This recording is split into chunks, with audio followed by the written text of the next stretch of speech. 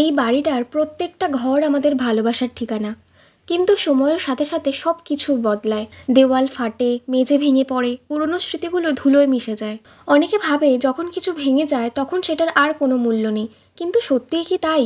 পুরনো না ভাঙলে নতুন করে তৈরি হওয়া যায়? ভাঙা দেওয়াল, ফাটা মেঝে এসব দেখে অনেকেই হয়তো ভাববে সব শেষ, কিন্তু আমি বলছি এখান থেকেই নতুন শুরু। এই ফাটলগুলো শুধু পুরানো হওয়ার চিহ্ন নয়, এগুলো হলো নতুন করে গড়ে ওঠার ইঙ্গিত। জীবনেও তো ঠিক এমনটাই হয়, সব কিছু যখন ধসে পড়ে মনে হয় আর কিছুই নেই, তখনই নতুন করে গড়ে ওঠার সময়। ভেঙে না পড়লে আমরাও নতুন করে দাঁড়ানোর শক্তি পাই না।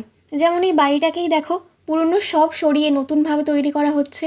এই নতুন টাইলস, নতুন রং, নতুন ডিজাইন শুধু বাহ্যিক পরিবর্তন নয়, এটা নতুন সম্ভাবনার প্রতীক। এখানে অনেকেই বলতে পারে তাহলে নস্টালজিকের ব্যাপারটা।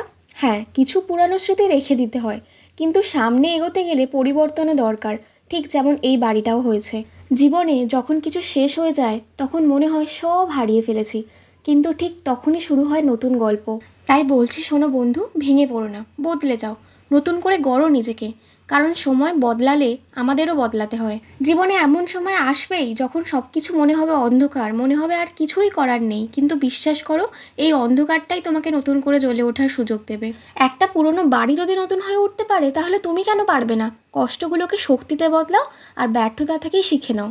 তুমি যদি আজ ভেঙে যাও, মনে রেখো এটা হয়তো তোমার নতুন শুরু, তাই তোমাকে ভাঙতে হচ্ছে। সেই ফিনিক্স পাখির কথা মনে আছে তো, ছাই থেকেই নতুনের জন্ম হয়। ঠিক সেরকম জীবনে সব হারিয়ে গেছে মনে হলেও সত্যি হলো তুমি যতদিন বেঁচে আছো ততদিন নতুন কিছু করার সুযোগ আছে। তাই দুঃখে ডুবে না থেকে সময়কে কাজে লাগাও। আজকের কষ্ট একদিনে তোমার সফলতার গল্প হবেই। আজ তোমাদের যে বাড়ির গল্পটা বললাম, যারা বাড়ির সাথে নিজের জীবনকে রিলেট করতে পারছো, অবশ্যই কিন্তু আমাকে কমেন্ট করে জানিও।